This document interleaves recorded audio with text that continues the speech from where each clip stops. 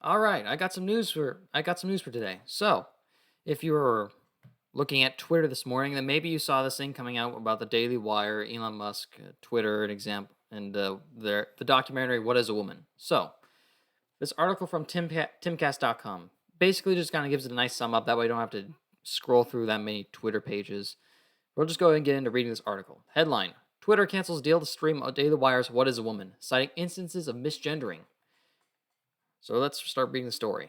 All right, so to give a quick summary into what it was, though, basically to mark the anniversary of the 1 year anniversary of Daily Wire's release of the documentary "What Is a Woman," they were going to put up on free on Twitter for a few hours, and they had agreed. They had basically made a deal with Twitter to buy the spot, um, and then Twitter basically reneged on it, or they backed out of the deal as soon as got a chance to screen the movie. Again, they cited two instances of misgendering, which, if you've been following what's been going on with Twitter since Elon Musk's purchase, misgendering should have been removed from any of their problems, but they still consider it to be a problem. Anyhow, I'm going to start reading the story, and yeah, enjoy. All right, so the documentary presented by the outlet's Matt Walsh was set to premiere for free on Twitter, but was canceled for two instances of misgendering, according to the Daily Wire's co-CEO Jeremy Boring.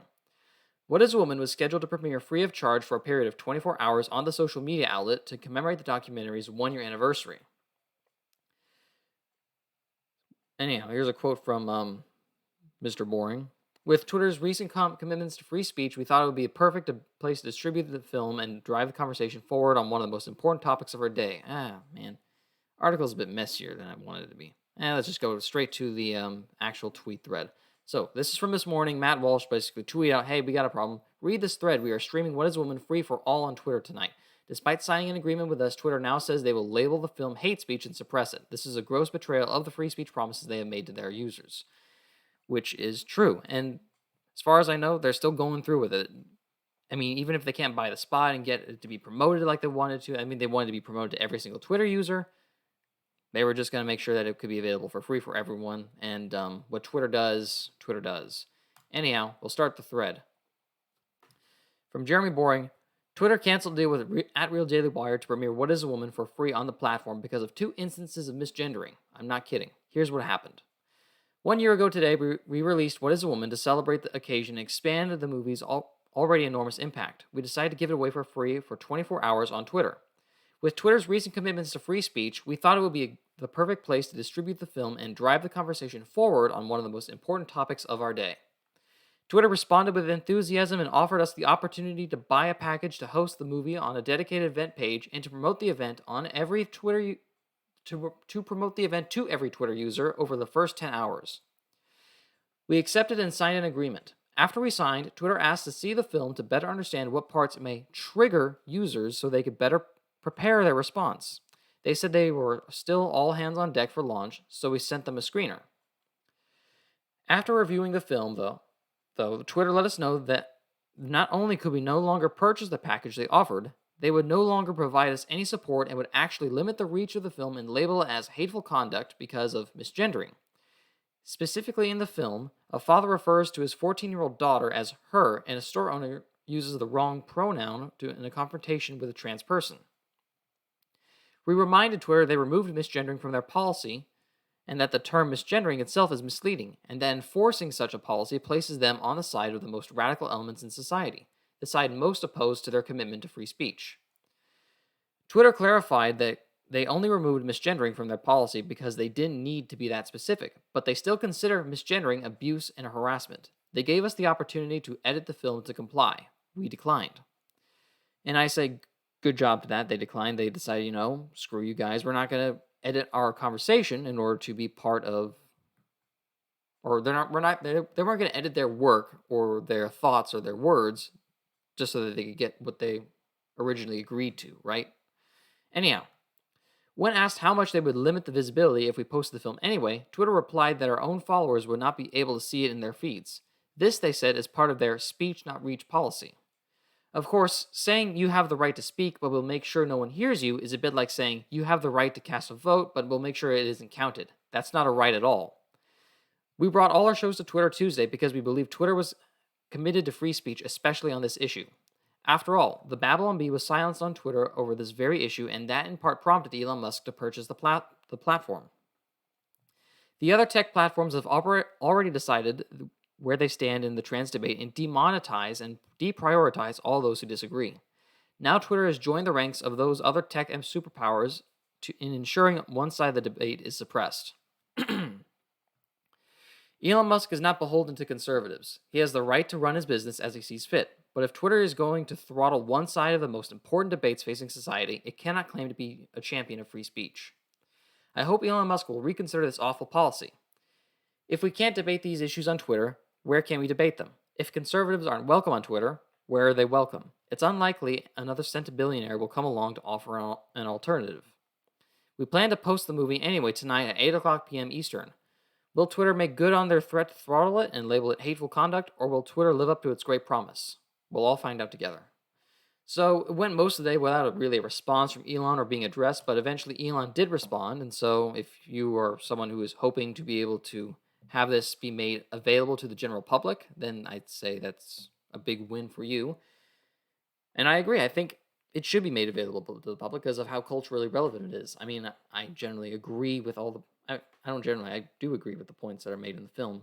I mean, I haven't seen it, but I know which side of that debate I'm on. Anyhow, Elon Musk, here's what he said. This was a mistake by many people at Twitter. It is definitely allowed.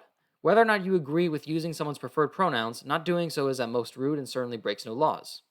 I should note that I do personally use someone's preferred pronouns, yada, yada, yada. If I click on that, it'll just go into something else. Jeremy Boring response, basically, to summarize, basically, Elon Musk said that, I think it's kind of rude for you to not do that. Jeremy's like, I get that you think it's rude, but we have a strong philosophical position on this, and we have to be consistent with what we say. That simple. And, yeah, so obviously, as you can see, there's still some problems at Twitter, even though Elon Musk bought it. I mean, I think Elon Musk is doing the best he can to fix this thing, but who knows how many holdouts that are crazy and are just unwilling to comply. And then you have that woman that he recently hired who's been part of the World Economic Forum and and worked for NBC. And she's definitely the type of person who you would think that, as if you make CEO, would probably be, in favor of censoring this thing. It's like a return to old Twitter where essentially you had Jack Dorsey and Vijaya Gadde and all that crowd essentially running the platform.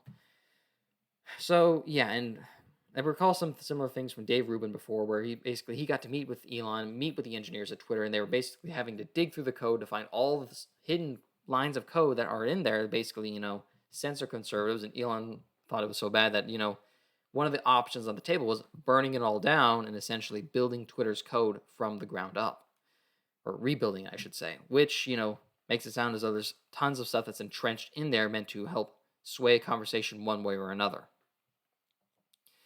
Anyhow, I wasn't planning on making this a very long segment today. I kind of wanted to get into this, but, going over to the Daily Wire's Twitter page, we scroll down, you can see that they're set to feature this.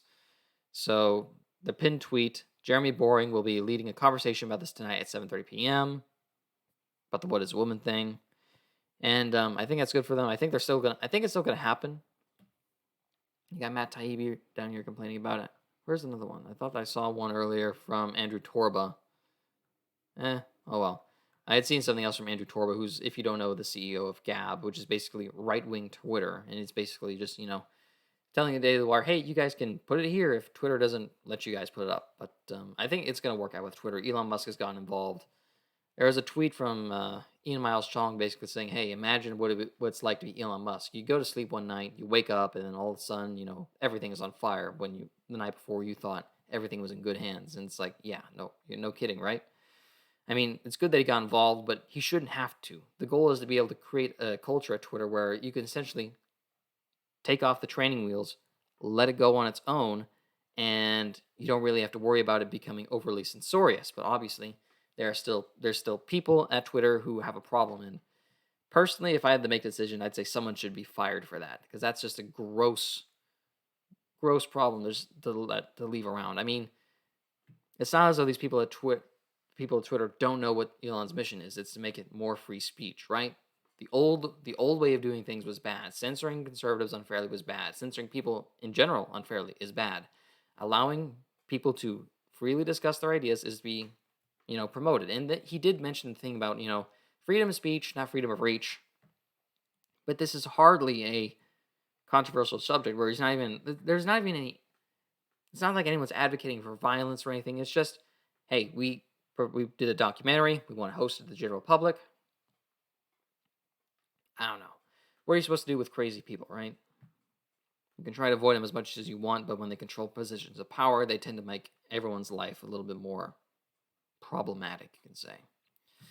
Well, that's about all I have for today. Thanks for listening. Consider leaving a comment, like it, or subscribe. Yeah, I just make these videos for fun because I like talking about these things, and any kind of interaction is appreciated, and it makes the experience more rewarding for me. Thanks, and bye.